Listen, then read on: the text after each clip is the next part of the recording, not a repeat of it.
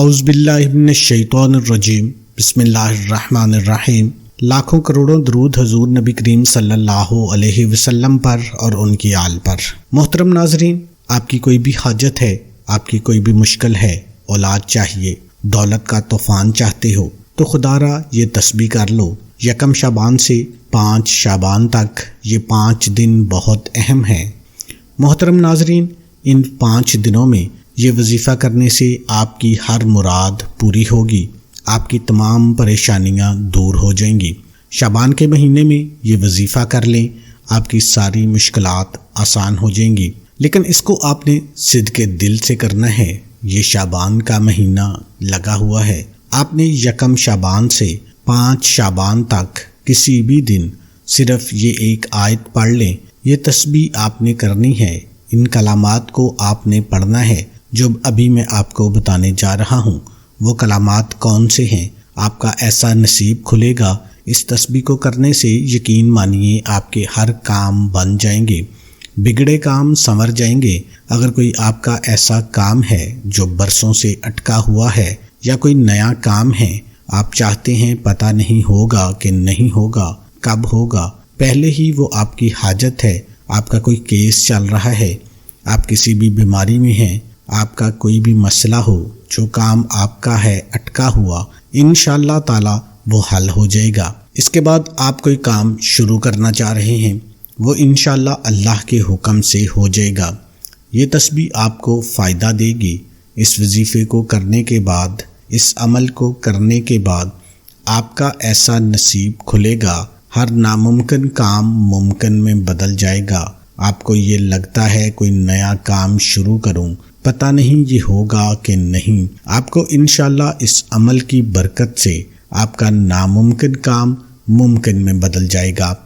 اللہ پاک آپ کے ہر کام میں آسانی پیدا کرے گا۔ اور یہ جو شعبان کا مہینہ ہے، یہ بہت ہی خاص مہینہ ہے، اس کی بہت سی فضیلتیں ہیں، اور اس کی جو فضیلتیں ہیں احادیثوں میں بھی آئی ہیں۔ اب حدیث پاک سن لیجئے۔ حضرت انس بن مالک فرماتے ہیں، جب ماہ شعبان کا آغاز ہوتا تو رسول اکرم صلی اللہ علیہ وسلم دعا کرتے، اے اللہ ہمیں رجب اور شعبان میں برکت عطا فرما اور ہمیں رمضان نصیب فرما۔ دیکھیں اس کا جو ذکر ہے احادیثوں میں بھی ہے۔ اس کے علاوہ بھی حضرت ابراہیم نقوی نے فرمایا، بے شک شعبان اللہ کا مہینہ ہے۔ حضرت ذوالنون فرماتے ہیں، شعبان آفات کے ترک کا مہینہ ہے۔ آپ کی کوئی بھی آفات ہے، کوئی بھی مشکلات ہیں، وہ ترک ہو جائیں گی، وہ ختم ہو جائیں گی انشاءاللہ۔ اس کے اور بھی بہت سے فضائل ہیں جو حدیثوں میں، کتابوں میں لکھے ہوئے ہیں۔ اس عمل کو کرنے کے بعد آپ کے تمام بگڑے کام بن جائیں گے۔ جو آپ کی مشکلات ہیں، جس مقصد کو ذہن میں رکھ کر آپ یہ تسبیح پڑھو گے، وہ مقصد اللہ کے حکم سے حل ہو جائے گا۔ اب چلتے ہیں وظیفے کی طرف۔ اس کا ایک خاص طریقہ ہے، یہ بہت ہی خاص وظیفہ ہے۔ جب آپ کریں گے تو آپ اس کی طاقت دیکھیں گے، تو آپ جان لیجئے اس کو کرنا کیسے ہے۔ اس وظیفے کو کرنے کی کچھ احتیاط ہیں۔ جب تک آپ کو ان احتیاط کا پتہ نہیں ہوگا، یہ تسبیح آپ کو فائدہ نہیں دے گی۔ تو آپ نے اس کی احتیاط جاننی ہے۔ آپ نے اس ویڈیو کو اچھی طرح دیکھنا ہے، پورا دیکھنا ہے، تب ہی آپ کو اس کی احتیاط کی بھی سمجھ آئے گی اور وظیفے کی بھی سمجھ آئے گی۔ سب سے پہلی جو احتیاط ہے کہ آپ اکیلے ہوں، بالکل بھی شور نہ ہو، آپ کو کوئی ڈسٹرب نہ کرے۔ اس کے بعد کسی بھی وقت آپ اس عمل کو کر سکتے ہیں۔ فجر، ظہر، عصر، مغرب، عشاء، تہجد، کسی بھی نماز کے بعد کرنا چاہیں، جب بھی آپ کرنا چاہیں آپ کر سکتے ہیں، اس میں کوئی پابندی نہیں ہے۔ مرد عورت دونوں کر سکتے ہیں، کوئی بچہ بھی کر سکتا ہے، اس کا آپ کو کوئی نقصان نہیں ہوگا، آپ کو فائدہ ہی فائدہ ہوگا۔ اس کے بعد آپ اعوذ باللہ من الشیطان الرجیم، بسم اللہ الرحمن الرحیم، اس کو پڑھیں گے 3 مرتبہ۔ اس کے بعد آپ درود پاک پڑھیں گے۔ آپ درود ابراہیمی پڑھ سکتے ہیں، اللہم صلی علی محمد وعلی آل محمد کما صلیت علی ابراہیم وعلی آل ابراہیم انک حمید مجید، اللہم بارک علی محمد وعلی آل محمد کما بارکت علی ابراہیم وعلی آل ابراہیم انک حمید مجید۔ یہ درود ابراہیمی ہے، آپ 3 مرتبہ پڑھیں گے۔ اگر میرے کسی بہن بھائی کو یہ درود پاک نہیں آتا تو اس کو جو درود پاک بھی آتا ہے وہ درود پاک پڑھ سکتا ہے۔ آپ صلی اللہ علیہ وسلم بھی پڑھ سکتے ہیں۔ بندہ نبی کریم صلی اللہ علیہ وسلم پر درود پاک پڑھتا ہے، اللہ پاک کی تعریف کرتا ہے، اللہ پاک کی بنائی ہوئی چیزوں کی تعریف کرتا ہے، تو اللہ پاک فرماتے ہیں دیکھو میرا بندہ میری تعریف کر رہا ہے، مجھے اپنا خدا مانتا ہے، میری بنائی ہوئی چیزوں کو مانتا ہے۔ یقین مانیے جب آپ اس عمل کو کریں گے تب آپ کو پتہ چلے گا کہ اس کی کیا طاقت ہے، بہت ہی خاص وظیفہ ہے۔ اس کے بعد آپ نے 1 مرتبہ آپ نے سورہ ملک کو پڑھنا ہے۔ شعبان کے مہینے میں آپ نے 3 نام اللہ کے بھی پڑھنے ہیں، دولت آنے لگ جائے گی۔ سیدنا عبداللہ بن مسعود سے مروی ہے کہ رسول اکرم صلی اللہ علیہ وسلم نے فرمایا قیامت کے دن سب سے زیادہ مجھ سے قریب وہ لوگ ہوں گے جو سب سے زیادہ مجھ پر درود بھیجتے ہیں۔ پیارے آقا صلی اللہ علیہ وسلم کا فرمان عالی شان ہے کہ جو بندہ مجھ پر 1 مرتبہ درود پاک پڑھتا ہے اللہ تعالیٰ اس پر 10 رحمتیں نازل فرماتا ہے۔